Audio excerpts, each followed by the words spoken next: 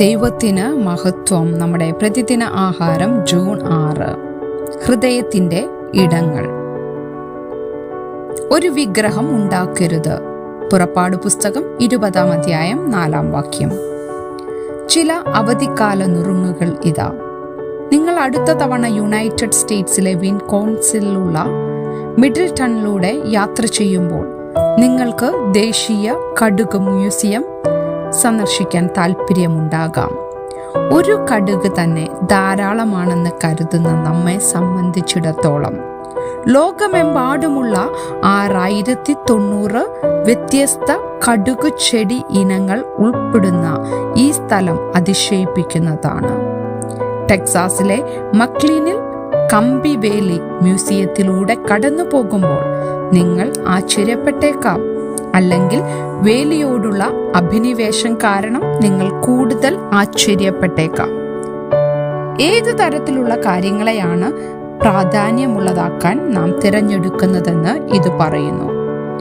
വാഴപ്പഴ മ്യൂസിയത്തിൽ ഒരു ഉച്ചതിരിഞ്ഞ സമയം ചെലവഴിക്കുന്നതിനേക്കാൾ മോശമായ കാര്യങ്ങൾ നിങ്ങൾക്ക് ചെയ്യാനാകുമെന്ന് ഒരു എഴുത്തുകാരൻ പറയുന്നു.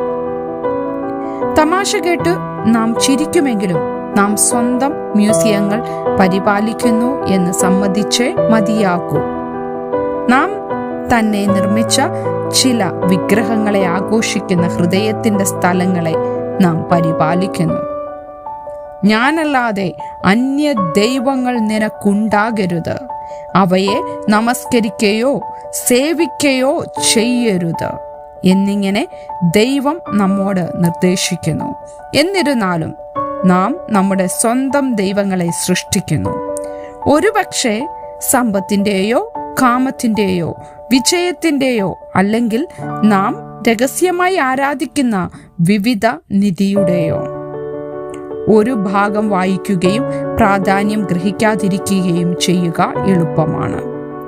അതെ, നാം സൃഷ്ടിക്കുന്ന പാപത്തിന്റെ മ്യൂസിയങ്ങൾക്ക് നാം ദൈവത്തോട് കണക്ക് പറയേണ്ടി വരും.